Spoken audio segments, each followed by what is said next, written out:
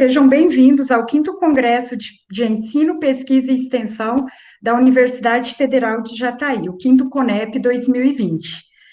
Neste momento, damos início à apresentação dos relatórios finais do Programa de Iniciação à Pesquisa Científica, Tecnológica e Inovação.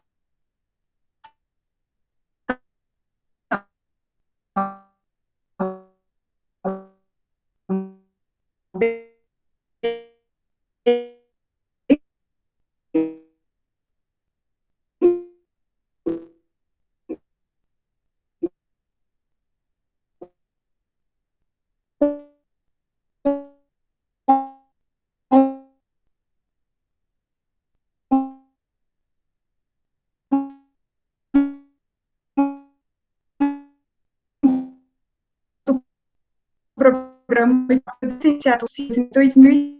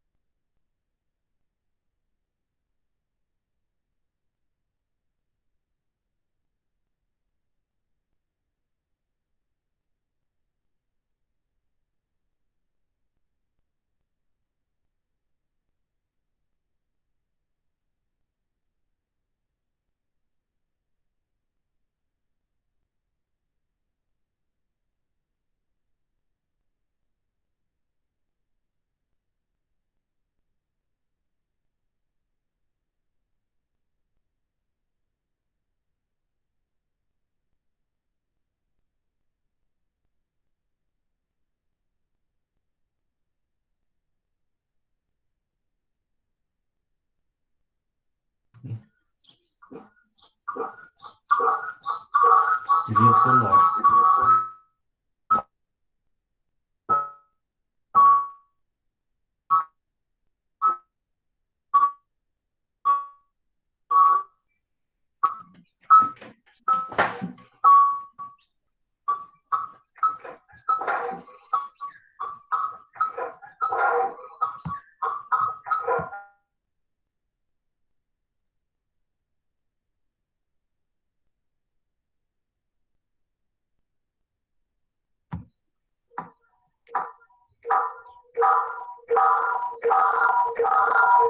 Deixa eu andar por aqui, então.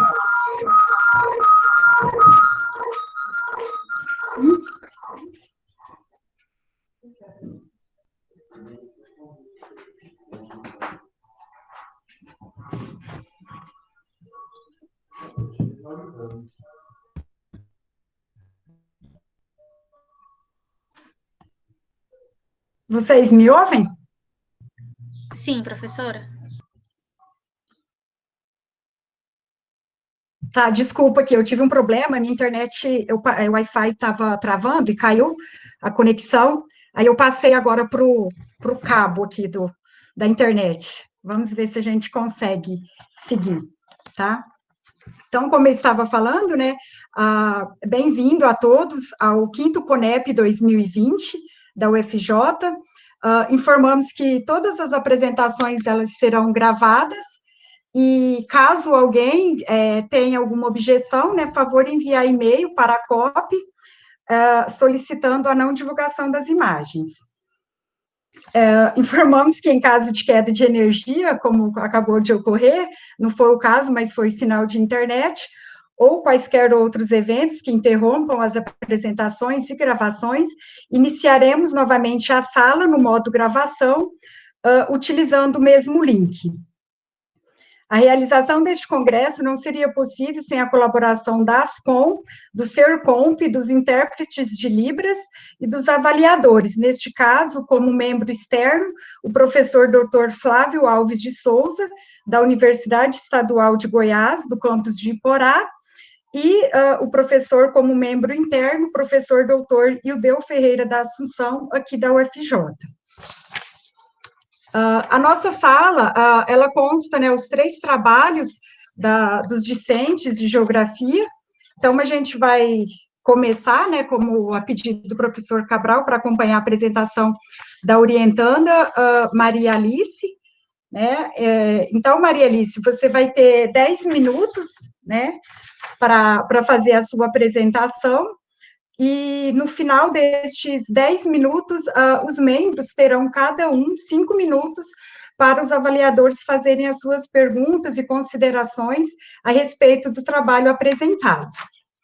Tá? Então, a Maria Alice, ela tem como orientador o professor Dr. João Batista Pereira Cabral.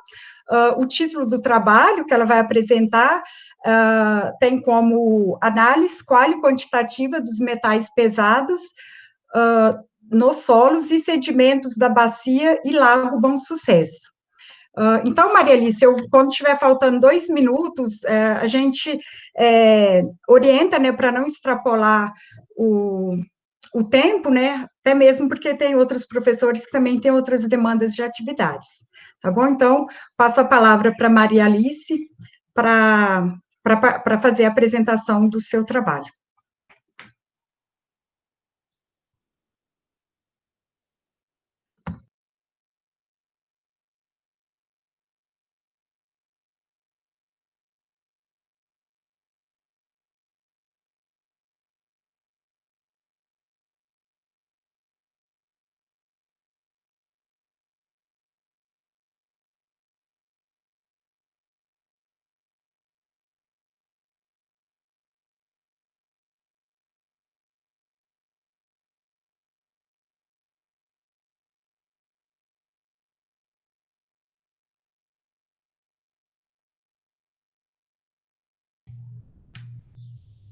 Me ouvem bem?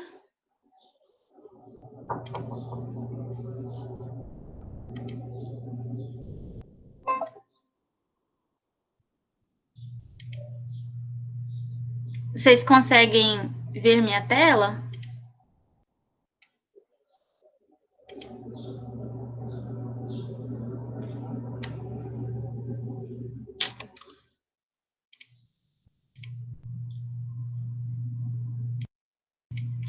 Vocês conseguem me ouvir?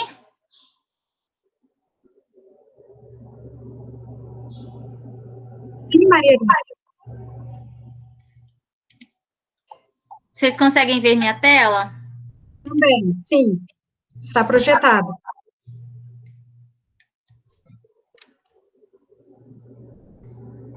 Deixa eu aumentar aqui. Tudo certo? Sim, pode começar.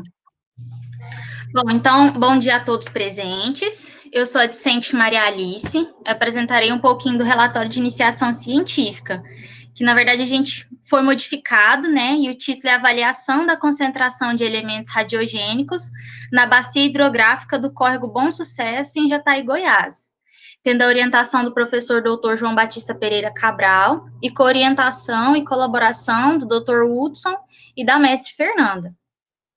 Então, houve a mudança da proposta do trabalho devido à falta de financiamento e a pandemia inviabilizar, né, o transporte para o campo, assim como a utilização das embarcações para fazer as análises de metais pesados e elementos radiogênicos, os quais eram propostos.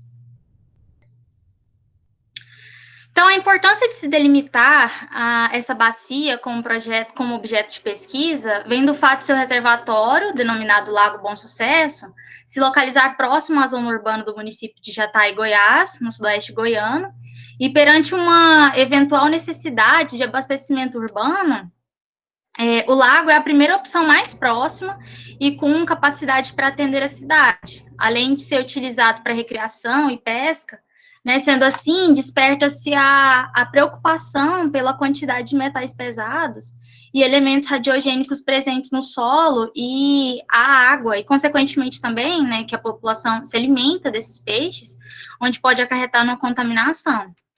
Por isso, deve-se atentar ao uso e à degradação da bacia de modo geral. Para isso, estruturamos 3 pontos principais: a compreensão do processo de ocupação nos últimos 20 anos, fazendo a análise mais detalhada no ano de 2000, que foi a construção da barragem, 2010 e 2020. O segundo ponto foi a proposição de uma análise comparativa da evolução de toda essa mudança ocorrida ao longo desses anos, com a qualidade dos solos nos pontos analisados. Isso, pois a agricultura pode interferir nos resultados, principalmente nas quantidades de potássio pelos fertilizantes utilizados.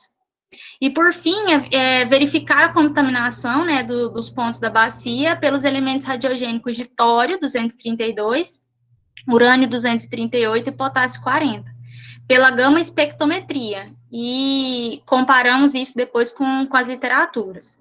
É importante salientar que há outras alternativas para se fazer essas análises, porém são mais onerosas, visto que o laboratório já possui equipamento gama espectrômetro e não gera custo adicional à pesquisa.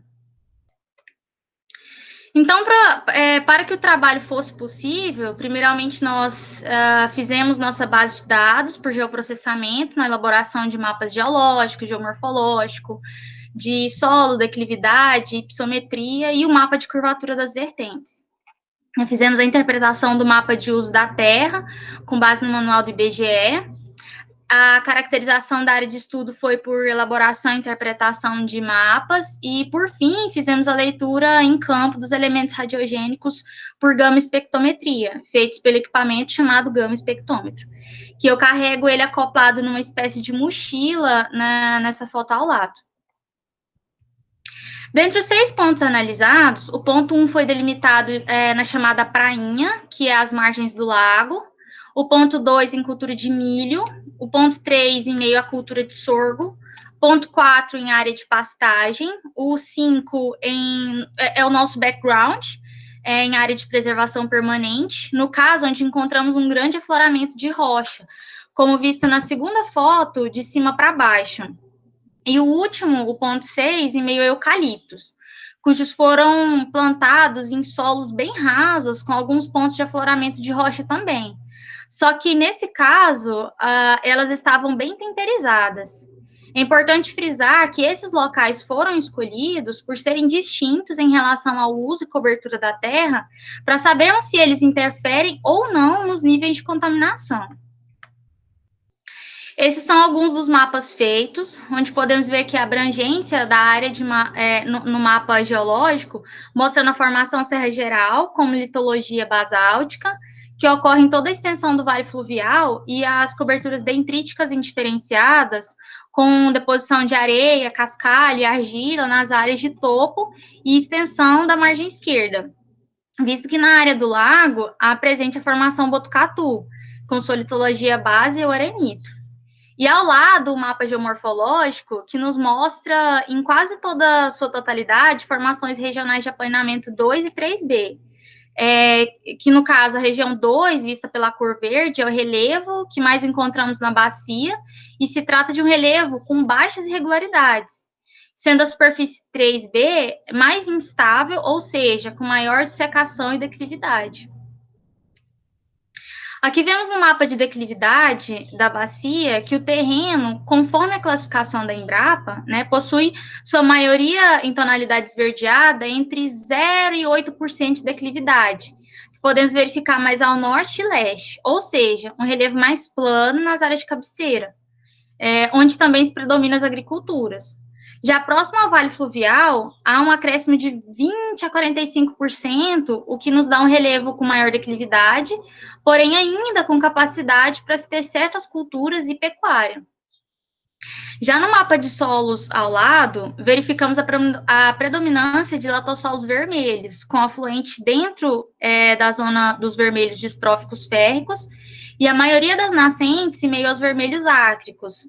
Já ao sul, em meio ao lago, encontra-se o vermelho amarelo distrófico.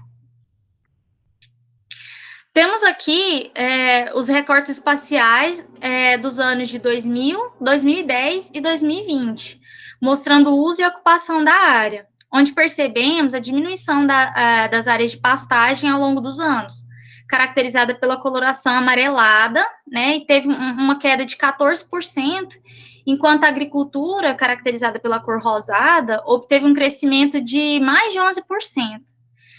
A vegetação, podemos perceber que entre os 2 primeiros anos demonstrados, detectamos uma diminuição de 21% para 16%, porém, já em 2020, analisamos claramente um aumento dela, que no caso a vegetação densa foi paralisada, o que houve um aumento foi na vegetação de transição, e isso pode ser atrelado ao programa de regularização ambiental, que pôde tornar mais assíduo, né, o CAR, o Cadastro Ambiental Rural.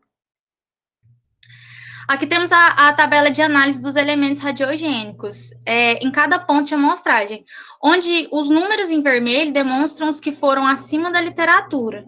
Vemos que nos pontos 3 e 6, as leituras foram semelhantes.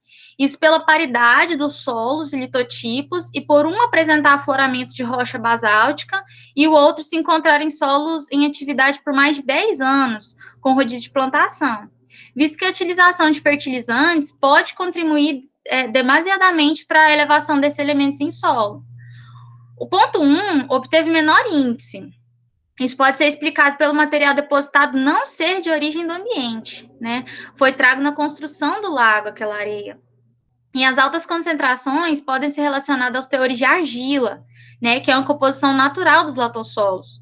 Isso porque os argilominerais favorecem a retenção dos isótopos radioativos. Bom, então, no trabalho, né, verificamos que o uso da agricultura na área teve um crescimento, as pastagens decaimento, a vegetação quase se tornou o mesmo total da área de 2000. Fisicamente falando, a área possui abrangência de formação basáltica no curso hídrico, algumas variações de latossolos vermelhos em toda a bacia, o relevo classificado em superfície regional de aplanamento 2 e 3B, e possui uma baixa declividade em sua maior parte, com amplitude altimétrica com valores menores que 300 metros. Os resultados das análises de radionuclídeos demonstram a relação com o material de origem da área, como no ponto 1, onde possui areia, o alto teor de tório pode se justificar pelos minerais daquele solo, mesmo ele não sendo de origem da bacia. Já na nossa zona de background, os altos teores de urânio e tório se justificam pelo afloramento do basalto. Já os outros pontos, que são zonas de agricultura e pastagem, esses teores se encontram alterados, o que pode se justificar também pela origem do solo ou também atrelado ao tipo de manejo e cultura. No caso da agricultura, com os fertilizantes, nós temos, isso traz um alto teor de potássio. Por isso, necessita-se de análises mais aprofundadas dos solos em laboratório para melhor interpretação desses comportamentos dos radionuclídeos, com os argilominerais da área e principalmente daqueles locais de influência com fertilizantes, que, voltando à preocupação inicial do trabalho, escoa para o Vale Fluvial e contamina toda a biota aquática, os sedimentos, a água. E é isso. Agradeço a todos pela atenção e colaboração até aqui. Obrigada. Obrigada, Maria Alice, pela sua apresentação. Parabéns pelos resultados, né, do seu relatório de pesquisa. E dando continuidade, agora eu passo a palavra para o avaliador, que é o membro externo, o professor Dr. Flávio, que é da Universidade Federal de Goiás, do campus de Iporá. Aí o professor Flávio, ele terá 5 minutos para fazer as suas considerações. Obrigada.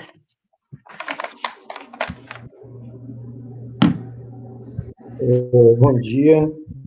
Em primeiro lugar, eu gostaria de agradecer, né, pelo convite de estar participando.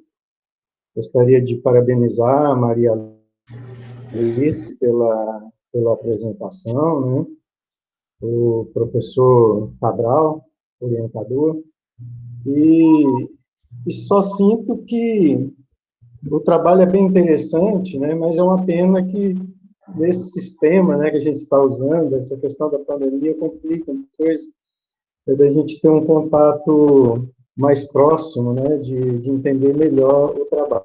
Pela apresentação, né, gostei da apresentação, e eu fiquei com muitas dúvidas, né, na verdade, minhas considerações são mais considerações de dúvidas, mas que a gente não consegue aprofundar aqui. Uma delas está trabalhando, né, com elementos radiogênicos, e eu fiquei aqui me interrogando, né, mas como a gente não teve tempo de avaliar isso melhor, a questão da presença de urânio, né, e da presença de tório em rochas basálticas, né, então, formação rochas basálticas. Não é muito comum, né, mas eu também não posso dizer que não exista, certo? Então, talvez precise mais aprofundada, né, do porquê da presença disso. A questão do potássio, né, relacionado à agricultura, principalmente esse potássio 40, né, que é um potássio radioativo. Eu não sei, talvez o Ildeu possa explanar isso melhor, né, em relação se é possível, né, a agricultura ter colocado o potássio. O potássio, sim, mas o potássio radioativo, né, que é lá da origem da rocha, eu não sei como seria, né, também não sou expert nessa área para dizer se não existiria, né. Bom, o fato é que você encontrou, né, então isso é fato. Agora, eu acho, assim, busca investigar melhor a origem, né, tenta fazer uma correlação da questão das rochas, né, dos afloramentos rochosos, porque, principalmente, urânio 200 eu não anotei aqui direito, 230, é isso? Urânio 238. Mesmo, né? Isso. Então, o urânio 238 e tal, geralmente eles estão ainda lá no seu sistema primitivo, né? Não houve decaimento radioativo significativo ainda, né? Então, elementos com tipo de afloramento existente em sua bacia, tá? É mais um conselho, né, para você investigar isso melhor, né, você já deve estar investigando, como a gente não tem contato com o trabalho, nem sentido, né, a gente não sabe. Eu estou falando um monte de besteira aqui, certo? Então, se tiver, me desculpe. Mas, assim, procura investigar um pouco melhor essas questões, né, da origem desses elementos. É bem interessante, né, eu gostei bastante da temática que você está trabalhando. É uma temática bastante complexa e bastante importante. Então, é isso, tá? Qualquer outra coisa que eu puder contribuir, conhecendo melhor o trabalho, eu estarei à disposição. Então, obrigado, parabéns. Agradecer o professor Flávio pelas considerações, né? Eu acho que é de suma importância essas dicas, né? Uma vez que a pesquisa ainda está em andamento, né, Maria Alice, e outros resultados virão. Então, é gratificante, né, ter o olhar geográfico de outro pesquisador, né, nas nossas pesquisas. Então, eu passo a palavra agora para o professor membro interno aqui da UFJ, o professor doutor Ildeu Ferreira da Assunção, para que faça as suas considerações.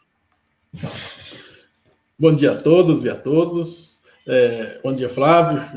Assim que eu entrei, você estava só, era uma bolinha aí, depois que eu fui perceber, né? Diz que agora a gente fala por bolinha, mas ainda bem que, né, temos esses mecanismos hoje que ajudam. Embora, de vez em quando, passe uma rasteira na gente, né, Regina?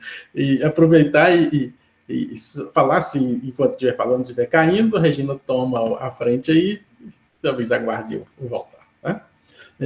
Parabéns, Maria Alice, pelo trabalho. Eu acho que esses trabalhos, principalmente na nossa região, ele tem um caráter de pioneiro, né, porque são poucos os estudos, talvez o estudo referente a isso aí, ele é mais antigo, não tinha equipamento tão sofisticado, precisava fazer coletar a amostra, levar para o Rio de Janeiro ou mandar para o exterior para fazer essas análises. E hoje, com essa facilidade, você põe a mochila nas costas e vai lá, tem esse resultado bem na hora, né?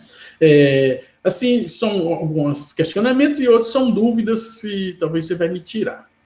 A primeira, né, quando você resolveu trabalhar com essa questão de material radiogênico na bacia, você tem que se fundamentar numa hipótese, né?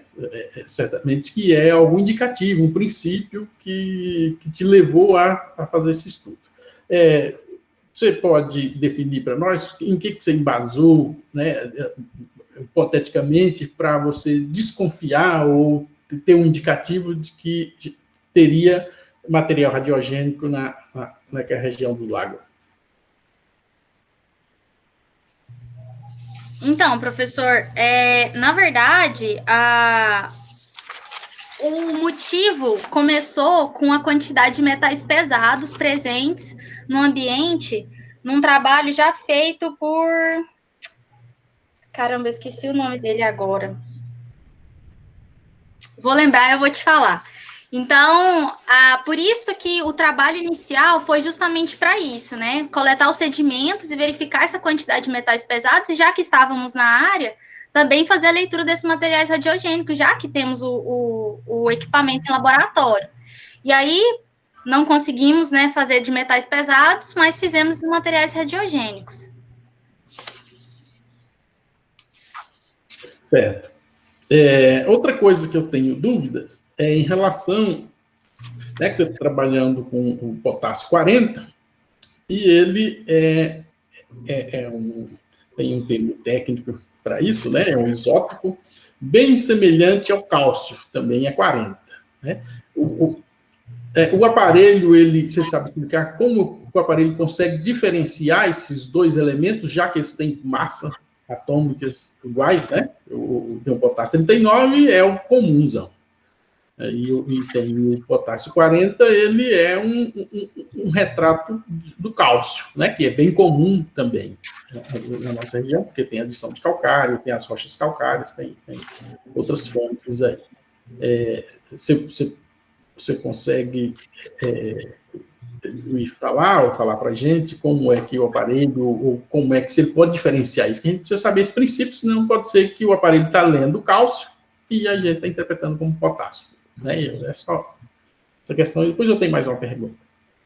Não, então, sobre esse equipamento, na verdade, é bem complicado a gente conseguir achar trabalhos com ele, né? Por mais que ele não seja um equipamento muito novo. Então, mas assim, pelo que a gente conseguiu achar, pesquisar sobre até o fabricante, né, ele é um equipamento, né, de um cristal cintilante, que ele decai a cintilação de iodeto de sódio, e ele consegue detectar esses metais, esses materiais radiogênicos. Mas saber se o equipamento está lendo errado, infelizmente, eu não consigo te responder. Pelo fabricante, né, a leitura... Tem que confiar no aparelho, né? Estou falando isso que muitas vezes, como os elementos são parecidos, é como se colocasse dois japoneses juntos, né? Desculpa se tiver algum japonês, né? Eles são bem parecidos, principalmente até o traço, por causa das suas terminações, principalmente a quantidade de isótopos do núcleo central ali, né? Principalmente o próton e nêutron. Outra coisa também, você sabe dizer se esses elementos encontrados, embora são poucas amostras, né, que você viu lá, que está acima do valor máximo admitido de referência. Aí sabe dizer se esses elementos eles estão no seu estado livre ou no estado combinado, principalmente se estiver combinado com o quê? Se está com argila, ou se está dissolvido na água, ou de que forma ele se encontra nas suas amostras. Então, o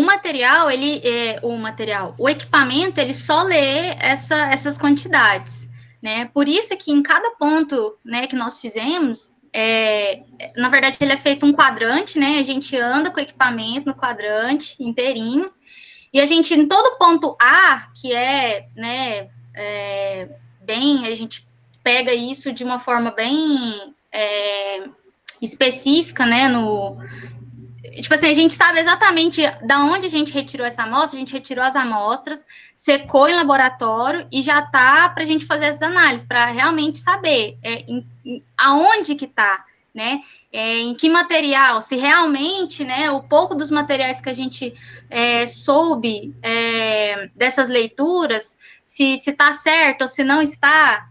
E outra também, a gente vai fazer essas análises, essas leituras em laboratório para comparar a leitura do equipamento em laboratório, né, com o solo seco, com as quantidades encontradas em loco, né? Então, a gente ainda também quer saber de onde que vem esses materiais radiogênicos.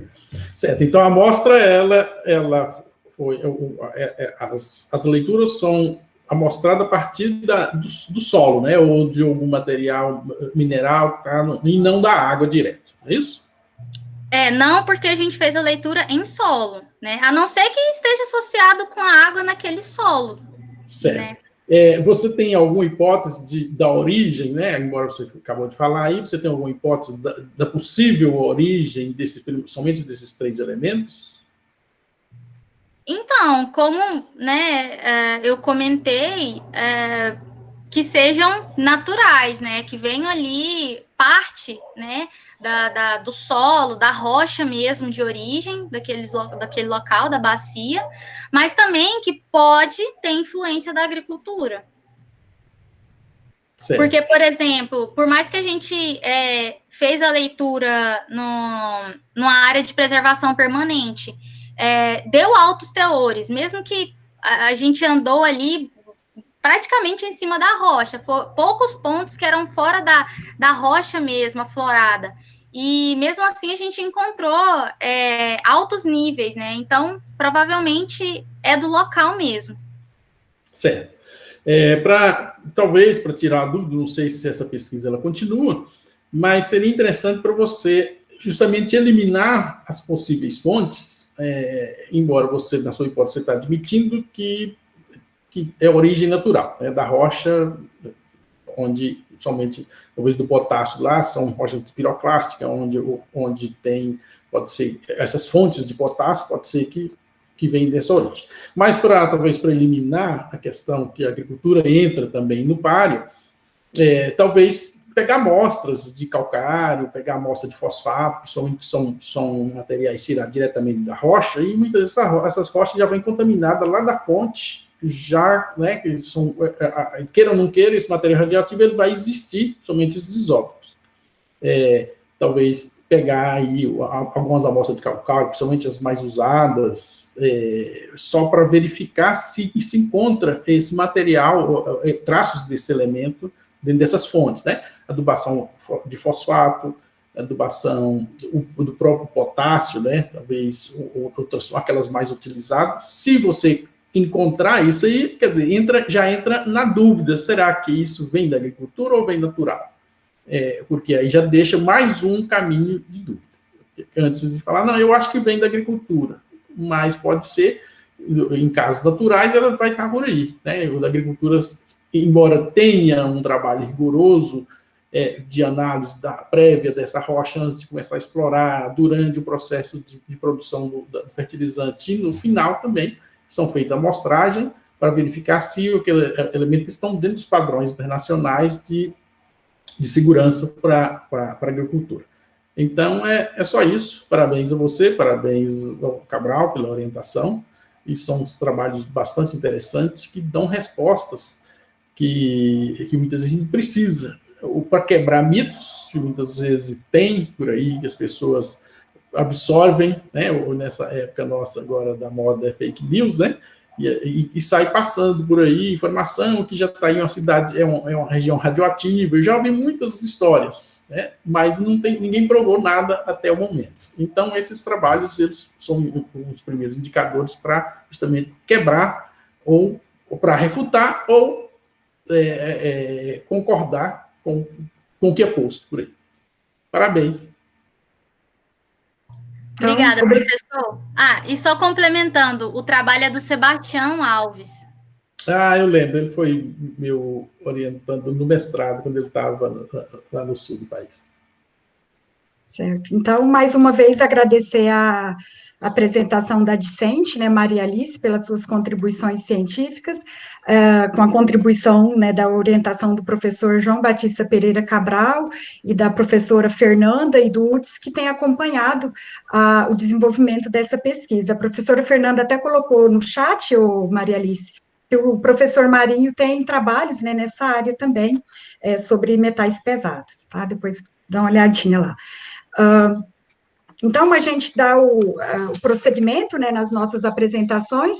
Agora a gente tem a apresentação do Eduardo Borges Fonseca, foi orientando, né, da professora Márcia Cristina da Cunha, e tem como título do trabalho Avaliação da qualidade da água da bacia do Córrego do Bom Sucesso em 2 ambientes, com e sem a presença de sistema de drenagem, caixas de infiltração. Então, Eduardo, assim como os demais, você terá 10 minutos para a sua apresentação, e em seguida eu passo a palavra para os avaliadores. Vamos nos atentar ao tempo para a gente, o professor Evandro já avisou que acho que tem compromisso, para a gente conseguir seguir o cronograma de apresentações, tá bom? Bem-vindo, Eduardo, passo a palavra para você, fique à vontade.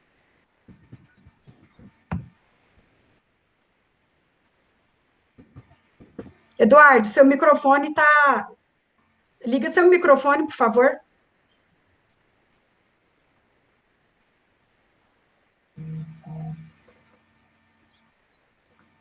Vocês estão me escutando agora? Agora sim. Bom dia, então. Bom dia.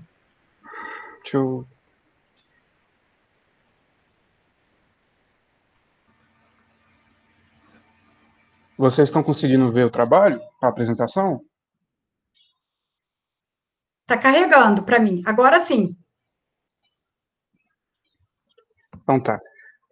Como o título desse trabalho difere do original, acabado de ser citado pela Márcia, ou pela Márcia não, pela Regina, como a gente não conseguiu formas de fazer a implantação das caixas de sedimento, de contenção de sedimento, e também a pandemia não ajudou a gente, então eu tive que fazer um ajuste com os meus dados, que eu já tinha, e o trabalho não podia ficar parado. Então, a gente mudou o título para Análise de qualidade, da qualidade da água da bacia do Córrego Bom Sucesso. O mesmo bacia trabalhada pela Maria Alice, que apresentou agora há pouco. Bom, esse trabalho a gente teve como é que eu posso dizer? A gente começou na qualidade da água, vendo os locais onde mais se encontra os pontos com mais turbidez. A gente procurou todos eles a gente foi usando as bases cartográficas e percebeu os locais onde poderia ter poderia ter encontrado esses pontos com maior turbidez. Aqui eu elaborei um mapa para facilitar na identificação da bacia. A bacia do Córrego Bom Sucesso, ela tem aproximadamente 149 quilômetros quadrados. Ela possui alguns pontos turísticos do município de Jataí, como o Lago Bom Sucesso e a Cachoeira do Bom Sucesso.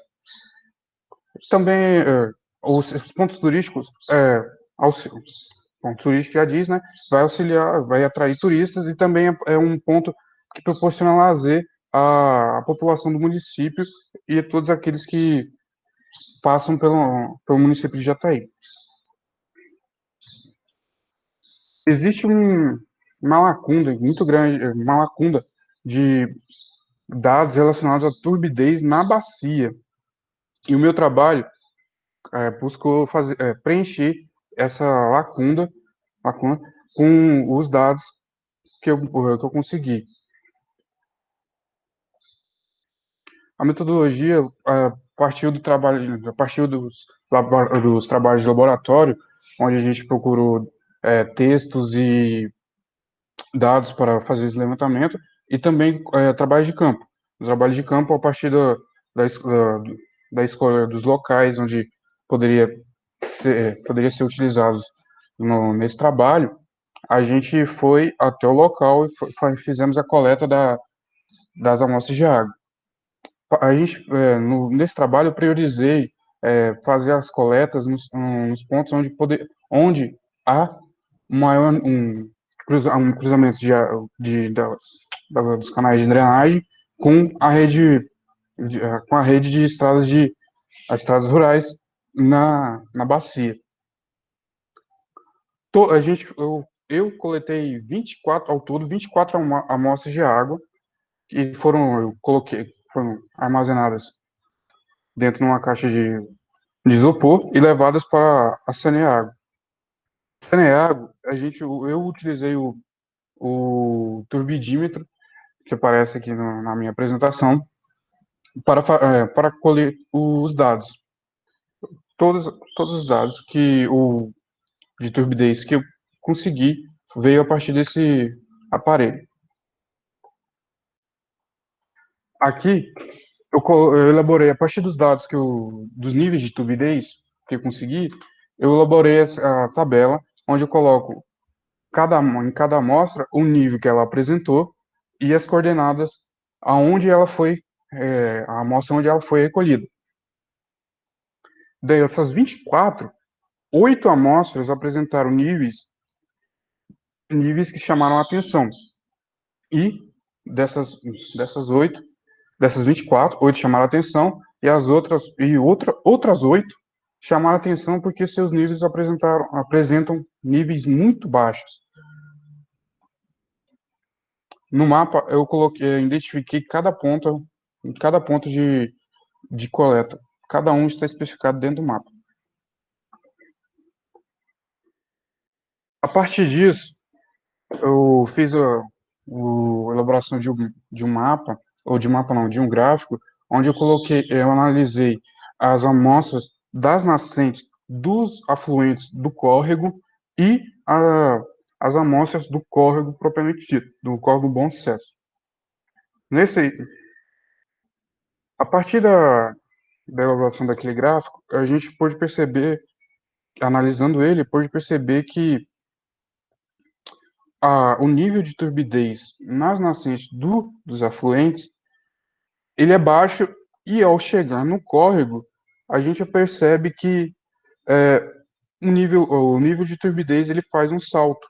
A gente conseguiu perceber que do início do caminho da água até o córrego, em algum momento, a entrada de sedimentos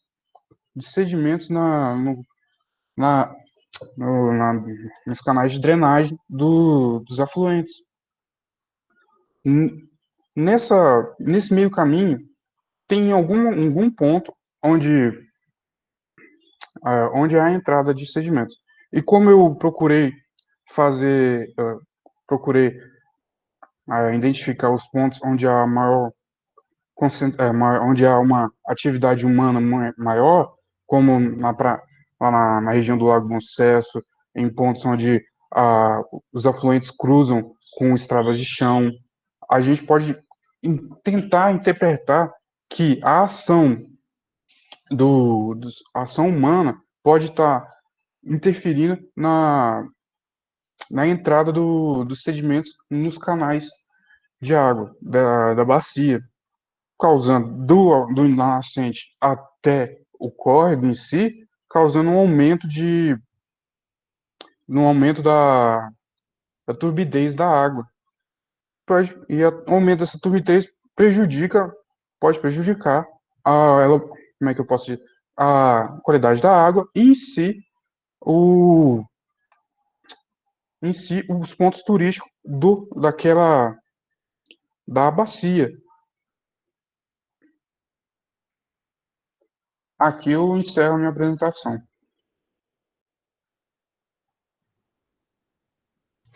Obrigada, Eduardo, pela sua apresentação, né? Te parabenizar pela sua pesquisa, né, sob a orientação da professora doutora Márcia Cristina. E agora eu passo a palavra para o professor doutor Flávio, da Universidade Estadual de Goiás, para fazer as suas considerações. Professor Flávio, fica à vontade.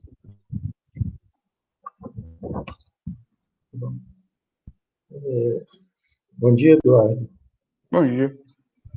Primeiro, agradecer, né, a vocês por me permitir participar aqui desse evento e poder, de alguma forma, a mente possível, contribuir, né, com alguma coisa. Eu queria, de início, Eduardo, perguntar para você. Você me ouve? Professor, eu não consegui entender a sua pergunta. Travou. Está em andamento? Tá.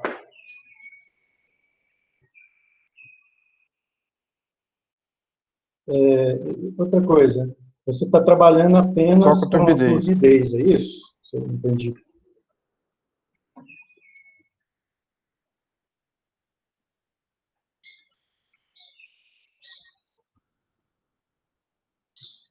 Oi, Professor, você me escuta?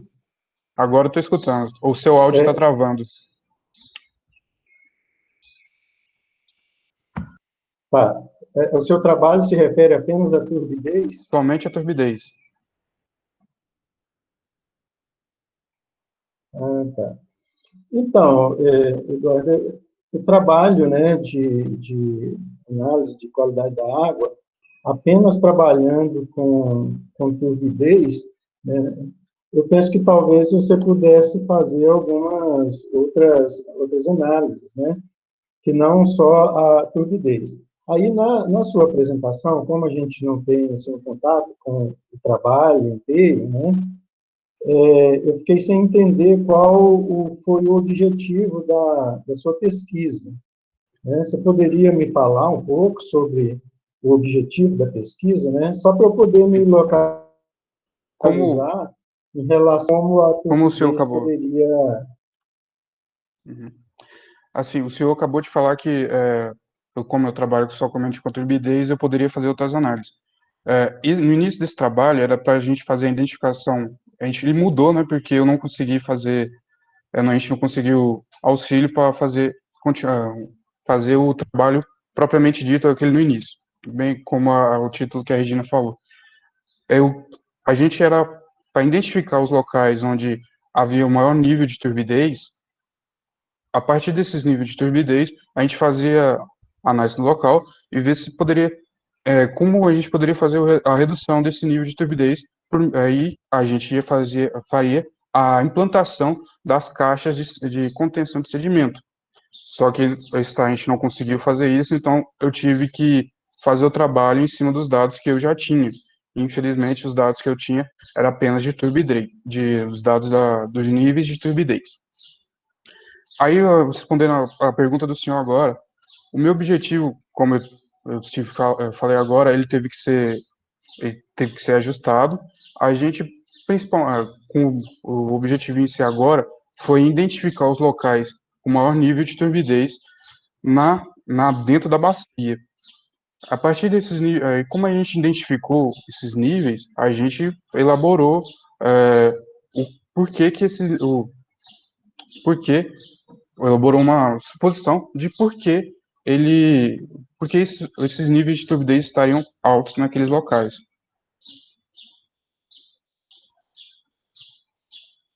Certo. Em relação a isso, Eduardo, deixa eu te perguntar uma coisa. As coletas que você fez abrangeram períodos de estiagem, períodos Todas foram feitas do início do ano chuvosos, passado, do como que início do foi? ano. As coletas foram feitas no início do ano passado até o meio do ano passado. Então a gente pegou períodos com chuva e períodos de estiagem.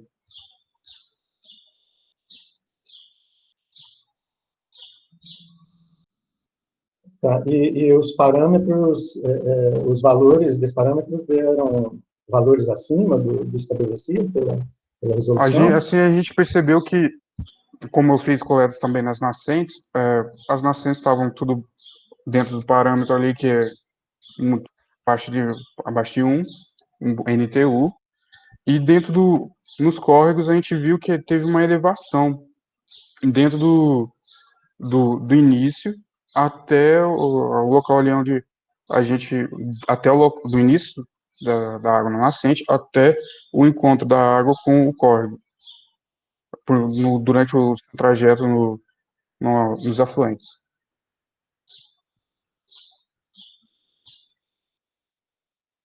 Tá. Então, assim, desculpa eu estar te fazendo tanta pergunta, mas é porque eu queria te recomendar o seguinte. O trabalho em si... Professor, está travando o seu áudio. Eu acho que ele parece um pouco mais concreto. Professor, o senhor poderia repetir? A tal do online é complicado, né? Tá. Me ouve bem agora? Agora estou indo bem. Está me ouvindo? Estou ouvindo. Tá.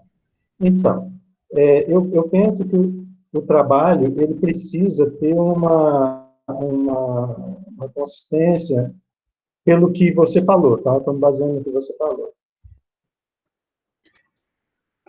Metodológico de problema de pesquisa mais eficiente em relação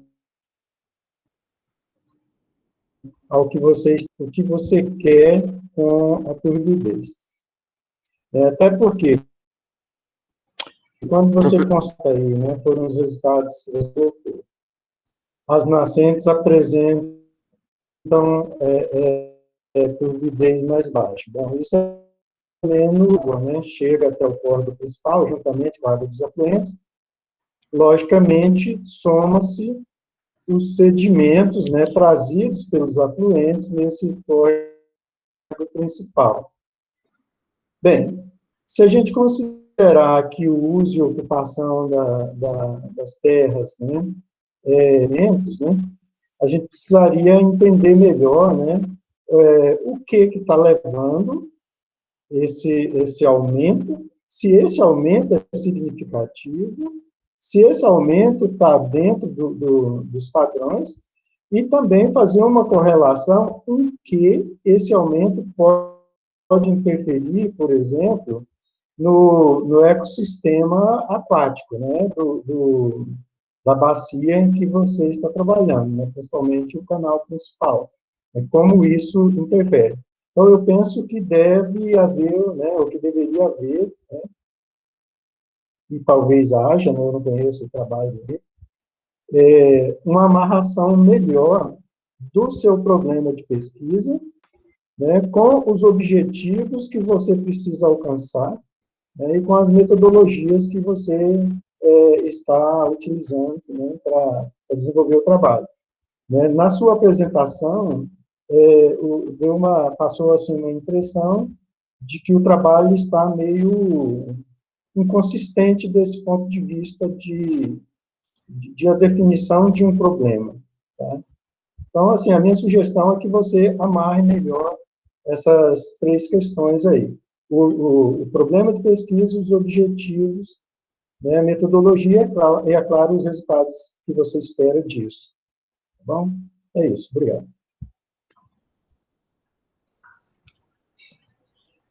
Eu agradeço as considerações, né, do professor Flávio, e dando continuidade, né, eu passo a palavra para o professor Ildeu para que faça as suas considerações. Bom dia, Eduardo. Bom dia, Márcia. Bom, Eduardo, assim, no seu trabalho, assim, ele tem um potencial para você explorar ele mais, né? Porque assim, ele ficou assim, parece pouco ainda, né? Que ficou com gosto de quero mais, né? Que faltou muitas perguntas que poderia ser respondida, foi perdida a oportunidade de estar fazendo bom uso, principalmente desse pequeno amostragem que você fez somente um parâmetro. Inclusive, aí do laboratório de geoquímica, né? Geoquímica, né? Do professor Cabral. Pedologia. Isso. Tem um instrumento chamado multiparâmetro, ele mede, acho que 4 ou 5 parâmetros da água instantaneamente. E para campo, ele é excelente para esse trabalho. Você vai somente uma vez, desde que ele esteja calibrado, né? Talvez você coletar algumas amostras, calibrar ele e levar para o campo e já te dá essas informações instantâneas, não precisa se levar para o laboratório, ainda mais. Eu não sei como é que essa análise se cobra, isso que é caro. Uma vez a Marlene, fizemos um trabalho junto, e ela teve que pagar por fora algumas análises, e muitas vezes era cara, e na época a gente não tinha esse instrumento multiparâmetros.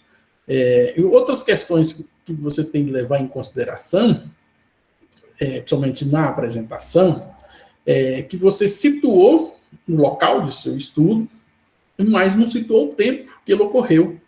Ele foi respondido agora que o professor Flávio ele indagou, né? Mas na sua apresentação não estava definido que data, né? Porque você sabe que essa questão de qualidade de água ela vai variar ao longo do ano, porque tem fontes contaminantes, fontes de várias naturezas, que vão influenciar essa qualidade da água, às vezes após uma chuva, às vezes uma seca. Então, tem vários fenômenos aí que podem alterar essa qualidade da água, por isso que ela tem que ser um trabalho de avaliação constante, né?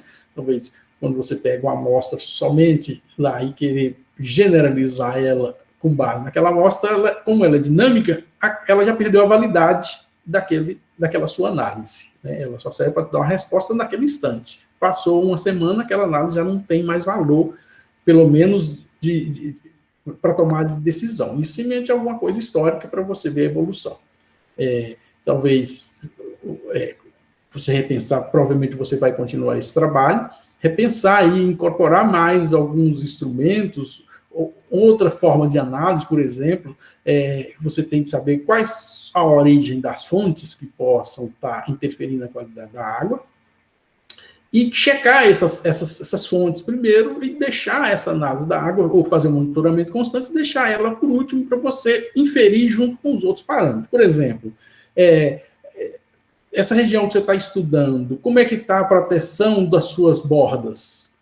Está dentro das leis, né, que recomenda o espaço dessa borda? Tem criação de animais, tem agricultura sendo utilizada, está cercada? Como é que está o nível de preservação natural? Então, são várias perguntas que se tem de responder antes de ir para o campo para fazer.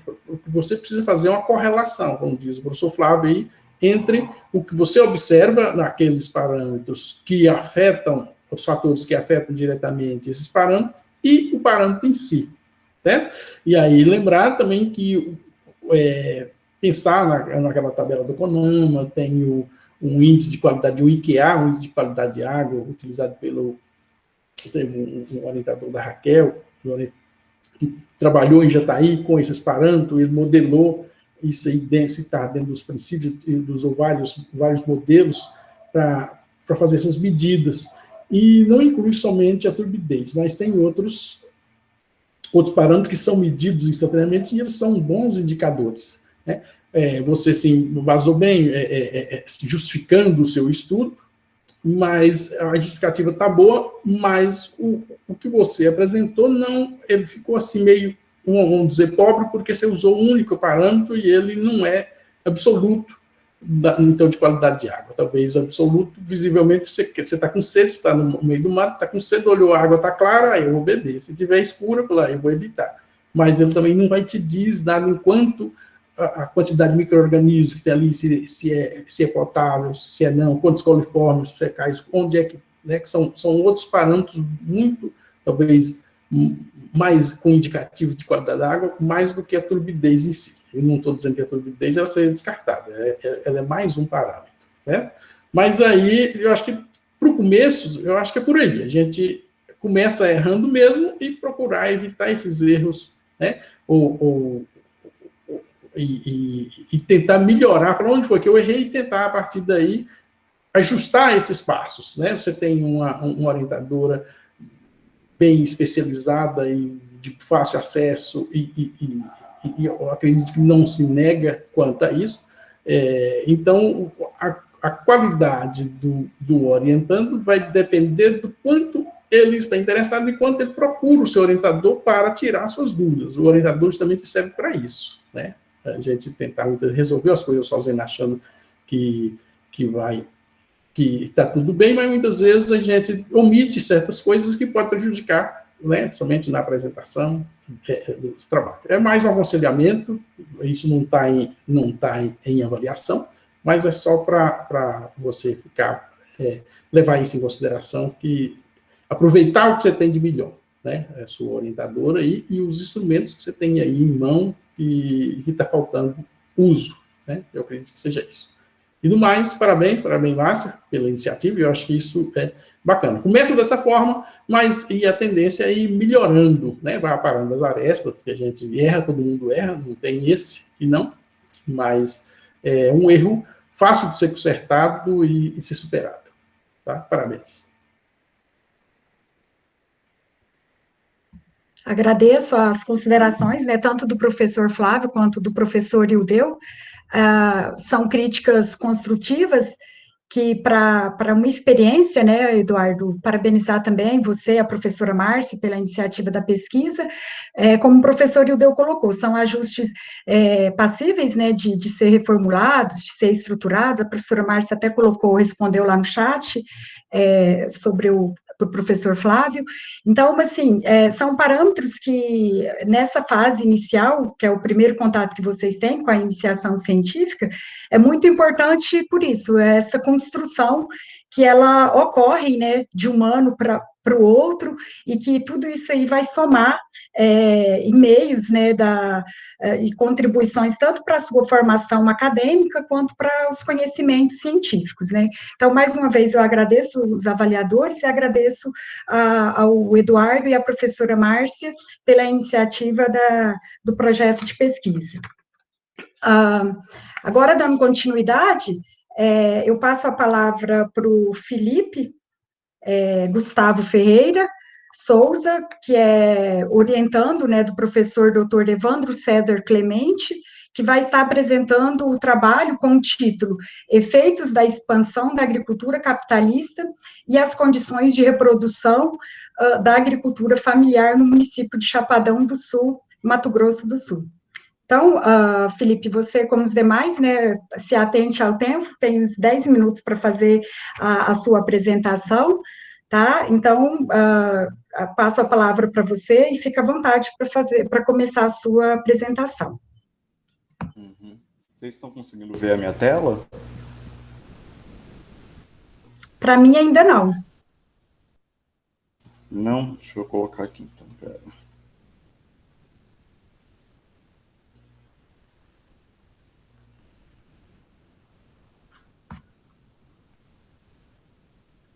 Agora sim, está carregando. Uhum.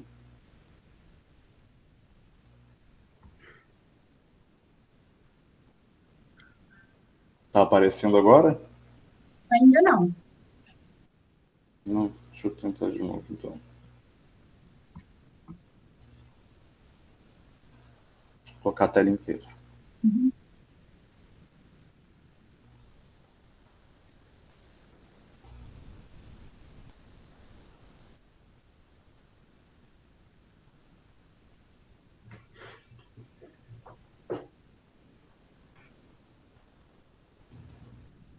Tá aparecendo agora ou tá carregando ainda?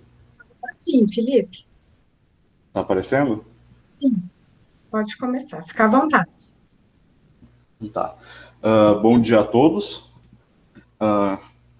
Sou Felipe, e vou estar apresentando os resultados do meu projeto de iniciação científica, como a professora Regina muito bem disse. O título é Os efeitos da expansão da agricultura capitalista e as condições de reprodução da agricultura familiar no município de Chapadão do Sul, desenvolvido por mim e pelo meu orientador, Dr. Evandro César Clemente. Eu vou estar apresentando a introdução, os objetivos, a metodologia e os resultados obtidos, dividido em 4 partes. Chapadão do Sul ele é um município do nordeste do estado de Mato Grosso do Sul e tem uma formação recente que data aí dos anos 70 em diante. Então, portanto, suas atividades estão intrinsecamente ligadas às dinâmicas contemporâneas do capital. As pressões econômicas neoliberais vão passar também, então, a atingir o campo, que vão colaborar para a manutenção de uma estrutura agrária que é marginalizante e concentradora de terras. Os objetivos foram alencar e analisar os principais efeitos oriundos da expansão da agricultura capitalista a partir dos anos 1980, identificar as formas de produção familiar existentes no município e averiguar as condições de reprodução social da agricultura familiar, atentando para as principais dificuldades que esta enfrenta. Com relação à metodologia, deve salientar que, devido à pandemia de Covid-19, não foi possível a realização de trabalhos de campo que estavam previstos aí para fevereiro, março, até abril. Então, optou-se por uma revisão bibliográfica e a análise de dados de fonte secundária, visando não expor nós, pesquisadores, e nem a população da área de estudos ao vírus. Resultados. O primeiro resultado com relação à produção agrícola, que é pouco diversificada e com alto uso de agrotóxicos, né? De 89 a 2018, o primeiro e o último ano de dados, respectivamente, a soja e o milho foram as 2 culturas mais produzidas no município. Nesse mesmo período, a produção de milho foi a que mais cresceu, crescendo mais de 200%. Nesse período analisado, essas culturas elas passaram por considerável flutuação, sempre se mantendo como as principais produzidas, mas passaram por considerável flutuação na sua área plantada e no seu rendimento, expondo aí a fragilidade de tais sistemas de monocultura. No ano de 2009, a produção de cana-de-açúcar foi introduzida no município, passando a ocupar principalmente as áreas destinadas à pastagem, já que os números em hectares plantados, tanto da soja quanto do milho, não foram alterados com a introdução da cana.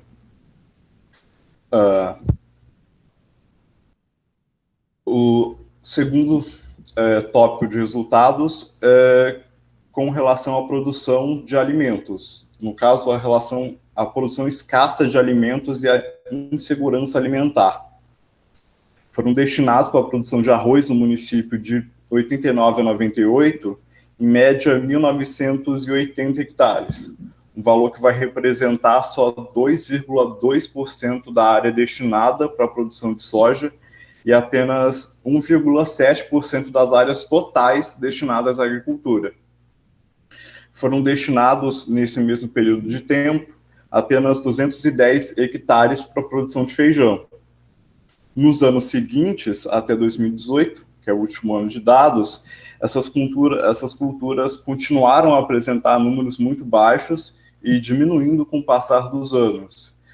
Em diversos anos, a produção sequer existiu, principalmente depois da introdução da cultura da cana-de-açúcar.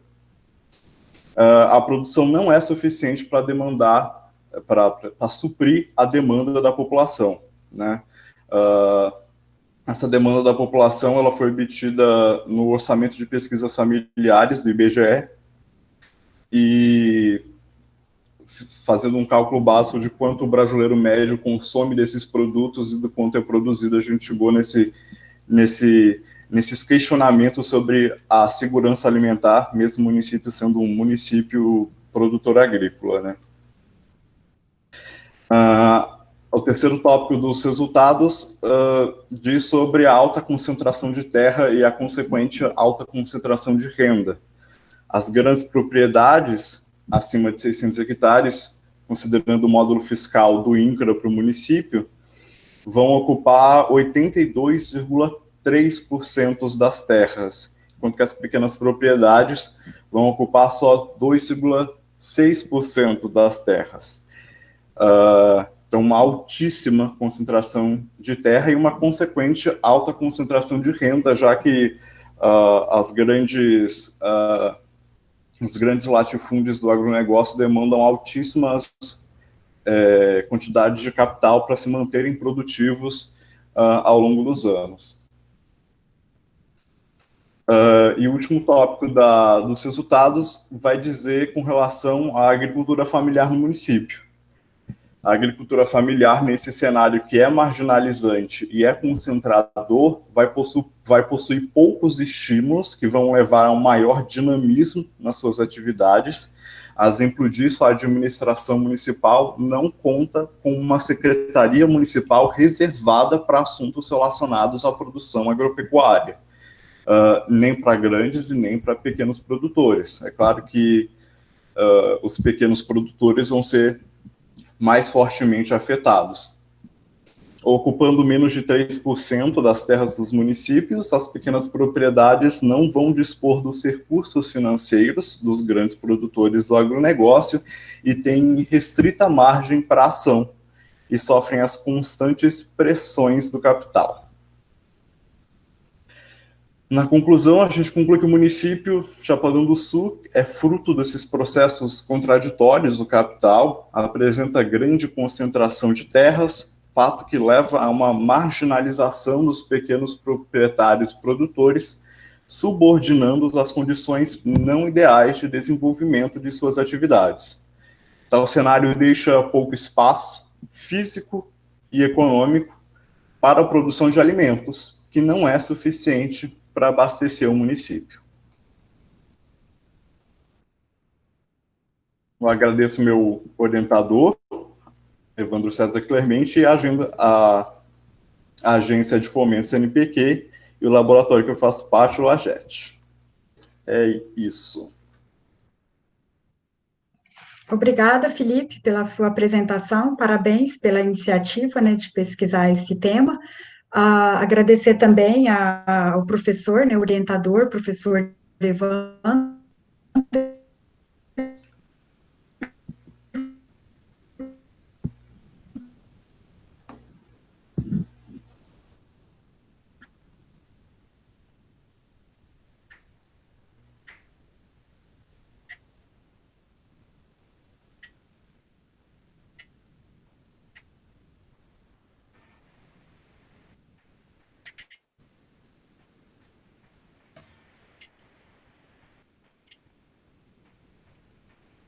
demanda.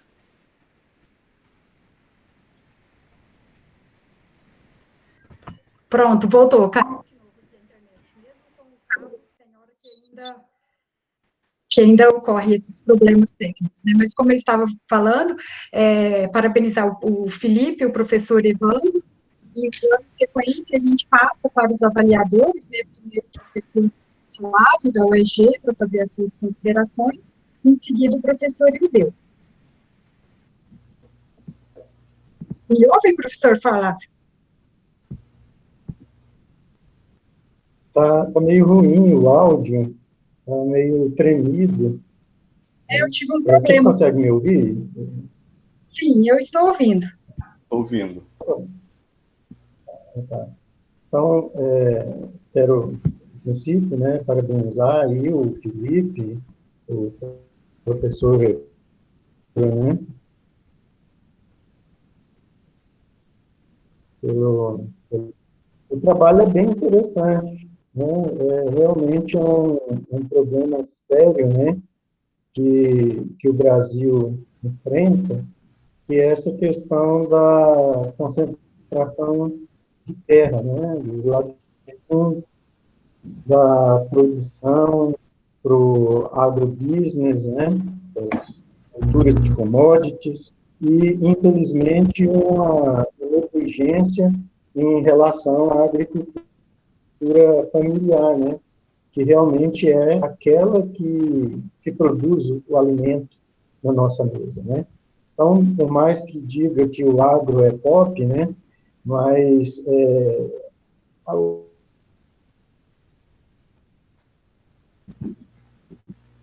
o alimento ele vem do pequeno agricultor, né?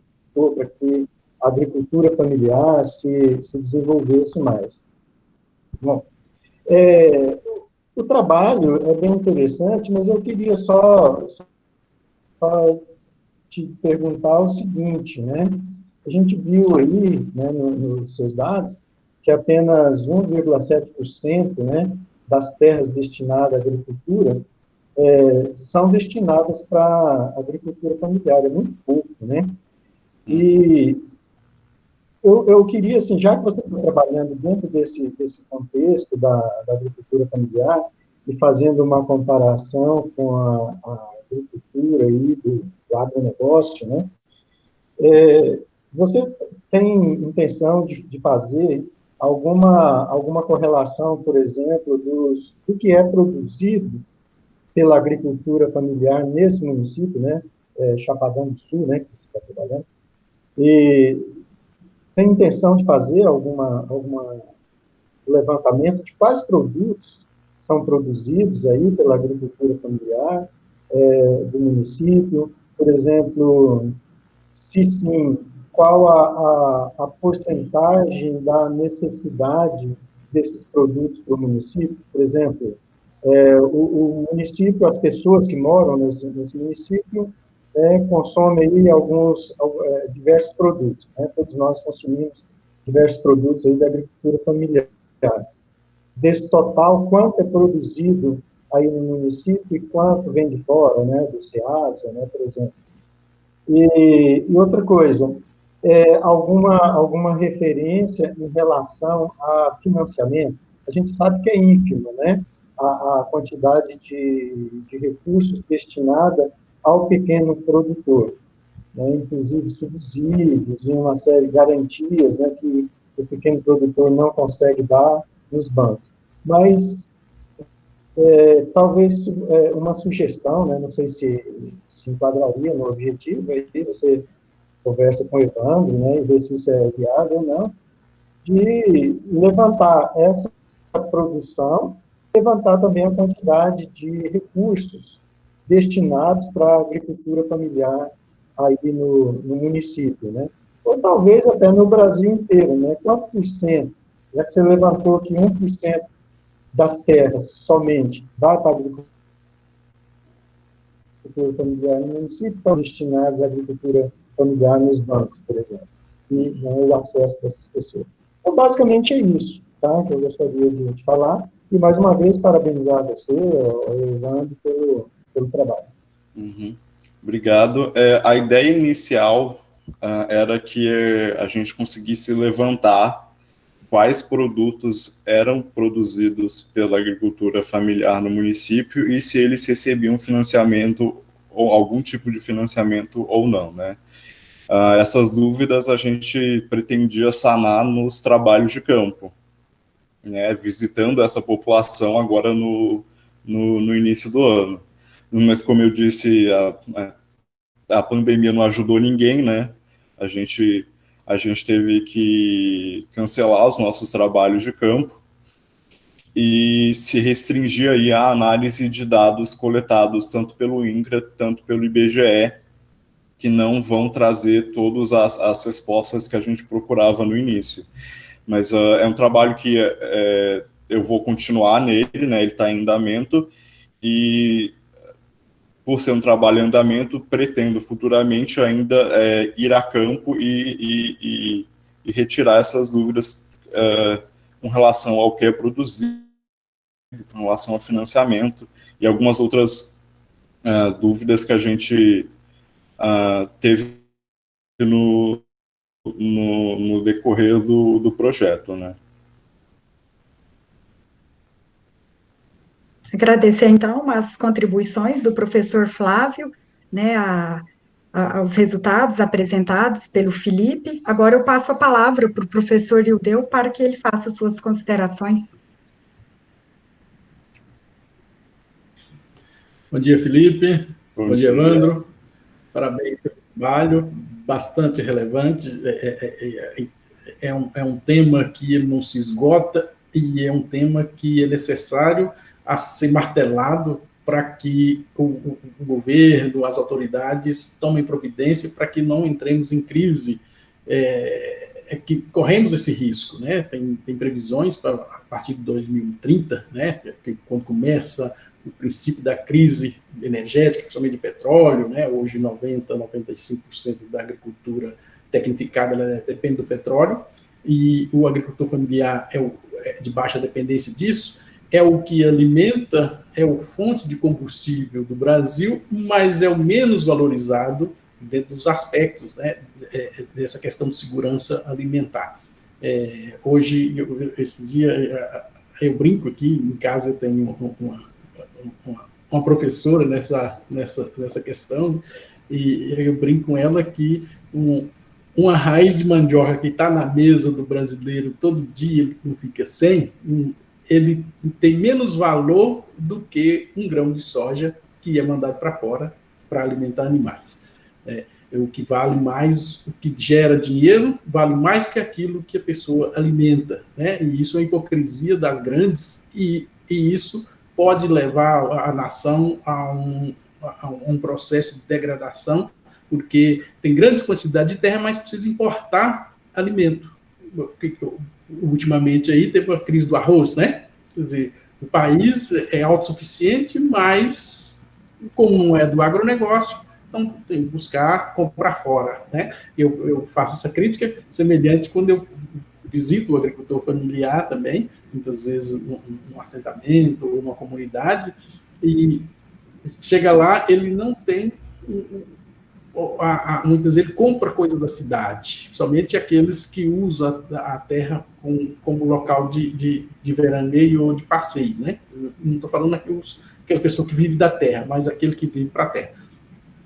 Então é um trabalho interessante que daí dá para você, você ajustando melhor a sua metodologia, que ela ficou um pouco faltando informações, né? Aí você justificou, mas ficou faltando algumas informações da sua metodologia, principalmente das fontes que você buscou, quais as fontes que faltaram para suas respostas, quais as respostas que você estava buscando, para que ela fique certamente você vai continuar essa pesquisa, e aí é o tempo também de você também fazer esses pequenos ajustes para que o trabalho fique perfeito. É um trabalho bastante pertinente e interessante. Eu acrescentaria mais da ideia do Flávio aí, que você poderia, talvez, recorrer aí aos seus métodos de simulação, né, correndo atrás das fontes, e fazer uma reversão do caso. Qual é a necessidade, qual é o consumo per capita do brasileiro, ou talvez não ir muito longe do sul mato-grossense ou da própria cidade de Chapadão do Sul, né? Qual é o consumo per capita de arroz? Do alimento básico. Qual é a produtividade, quais as terras que tem, e se falta terra para uma autossustentabilidade de produção de alimento no local. E são indicadores interessantes, porque com aí você pode dizer, embora o município seja autossuficiente na produção de soja de milho, no entanto, com essas quantidades de terra falta alimento, né, de verdade, que o brasileiro consome.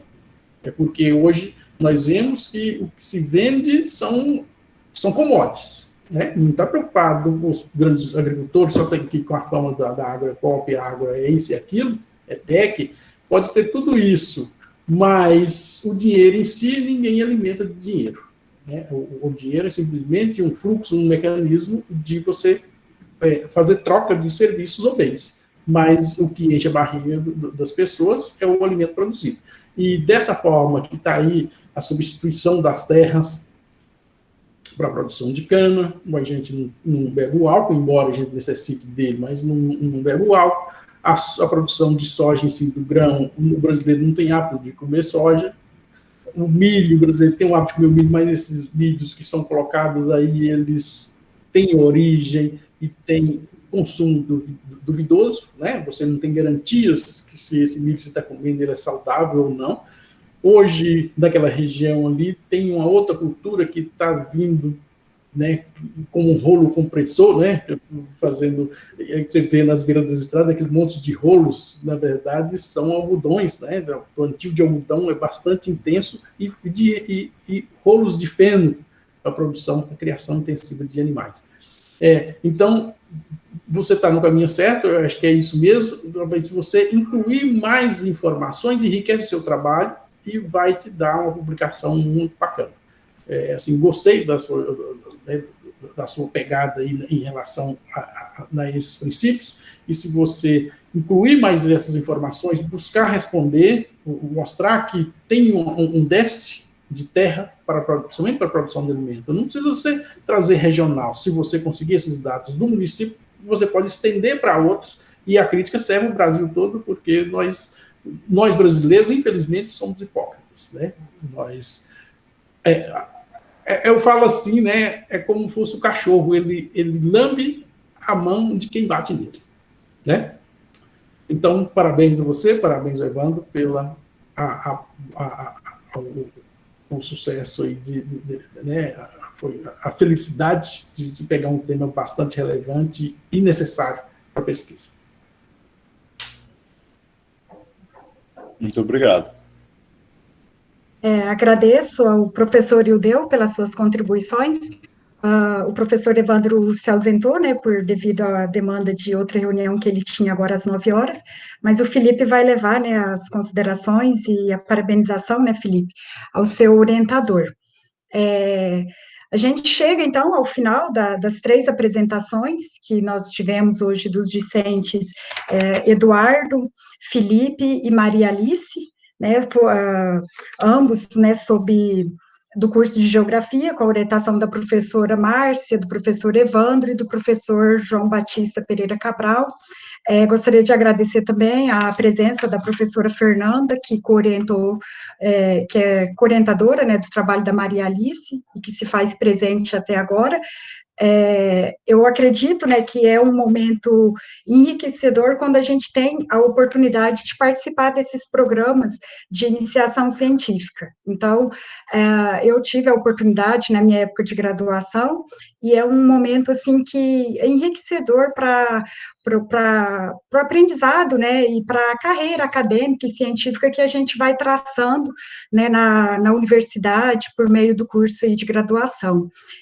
Por mais que nós estamos num momento atípico, né, mas não menos importante, de fazer essas apresentações por meio virtual, né, claro que o contato, geralmente a gente participa, né, na sala, no espaço físico, né, senti falta disso, né, peço desculpas também pelos problemas técnicos que eu tive aqui. A gente tem tentado se adaptar, mas a nossa internet aqui em Jataí, ela às vezes não ajuda, né? Então, peço desculpas também por esses problemas técnicos com a internet, né? E mais uma vez, eu quero agradecer a presença, né, e a contribuição do professor Dr. Flávio, professor da Universidade Estadual de Goiás, do campus de Iporá, que sem a contribuição desses membros externos, né, e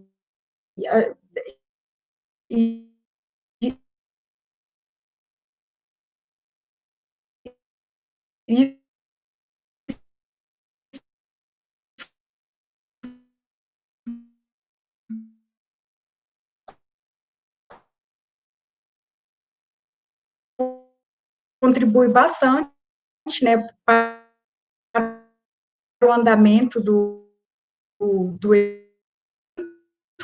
assim, né, e mais uma vez, tá, né, a gravação caiu de novo.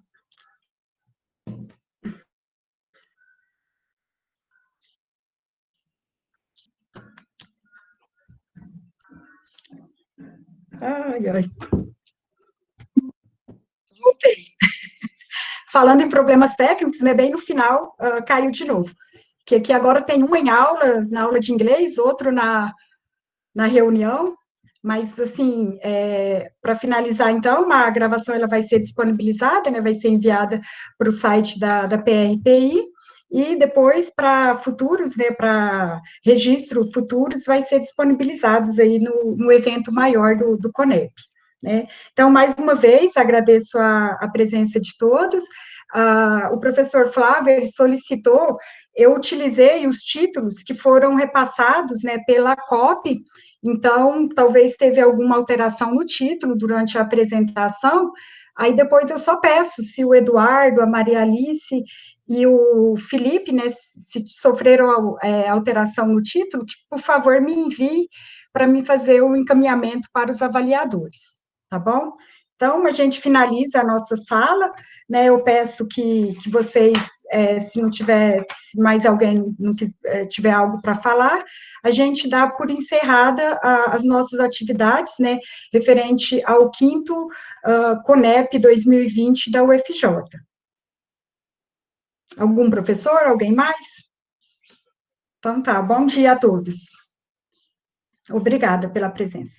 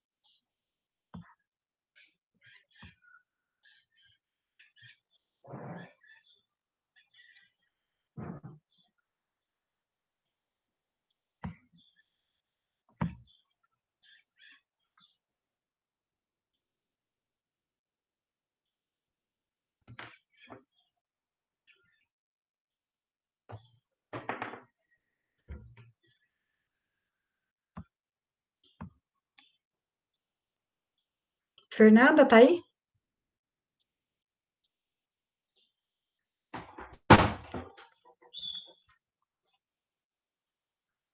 Vem cá.